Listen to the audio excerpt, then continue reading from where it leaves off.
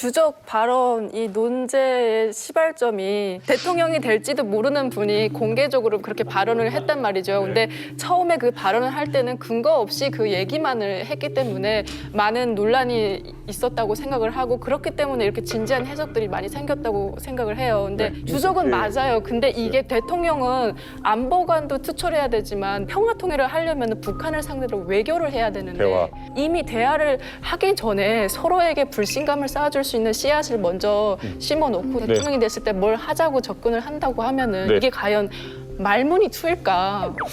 자, 오늘 우리가 이렇게 뜨겁게 논쟁하고 있는 키워드 주적. 자, 근데 이 싸움의 시작은 당시 윤석열 후보의 SNS 글이었죠.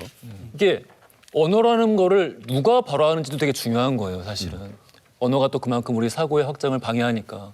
주적은 북한이란 말을 이 자리에 있는 뭐 우리가 했으면은 뭐 이런 정도는 아니었을 것 같은데 대통령 후보가 했다라는 거에서 이렇게 문제가 된 게 아니었을까라는 생각이 드네요. 맞습니다. 사실 이번 논쟁 이번이 처음이 아니에요. 지난 대선 때 유승민 후보가 당시 문재인 후보에게 이 질문을 재차했었습니다. 그런데 굳이 또 지금 문재인 대통령은 그 질문에 대해서 끝까지 답변을 하지 않아서 크게 논란이 된 바 있었습니다.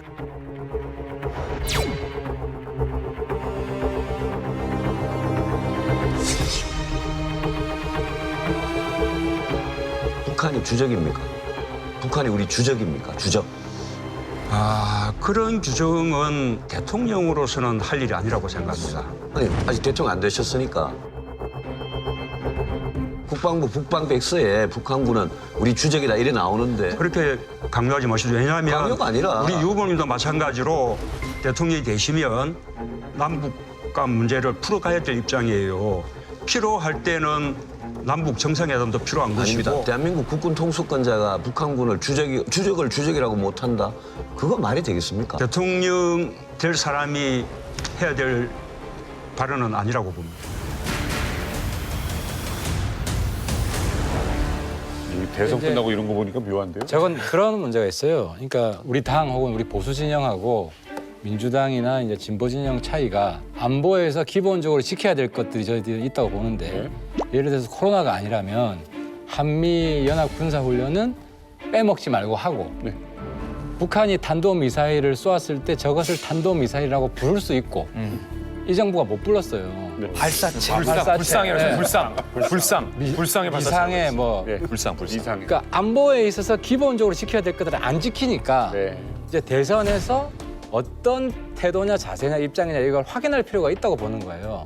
알아요. 누가 적인지, 누가 대항해가지고 우리를 지키는지 다 알고 있거든요. 뭐 위에서 뭐라고 싸워도 관심 없습니다. 그분들 싸움이고 그분들의 이권 투쟁이라고 보고 용도를 보세요. 주적이란 말의 용도. 간단합니다. 안보랑 아무 상관없어요. 첫째는 뭐냐. 상대 후보 사상 검증용이에요. 그쪽. 두 번째는 요번처럼 지지층 결집용입니다. 근데 이게 그냥 뭐 당에서라면 오케이인데 대통령의 직을 수행할 그 자리에 나온 분이라면 이런 무책임한 일을 해서는 안 된다고 봐요, 저는 동의합니다. 그러니까 정말로 튼튼한 안보 의식을 기반하고 북한을 대화와 협상의 대상으로 보는 동시에 우리의 안보도 튼튼해야 한다는 합리적인 안보관을 갖고 있는 분이 자 지금부터 국방백서에서 주적이라는 개념을 빼겠습니다. 라고 하면 저는 언제든 두 팔 벌리고 환영하겠습니다. 하지만 출마하시려는 의도가 지난 네. 국방백서에서 주적이 빠진 지난 5년간 우리 안보가 주적이 있었을 때보다 증대됐습니까? 아니면 그렇지 않았습니까? 지금 이 시대에서 북한을 국방백서의 주적이라고 규정할 수 있는가라는 물음은 적어도 그때도 지금도 북한에 대해서 할 말 할 줄 알면서 언제든지 북한과 우리나라의 남북관계를 이끌 수 있는 제대로 된 지도자의 안보관이 있느냐라는 또 하나의 검증 질문으로 봐주실 필요도 있다라고 주장합니다.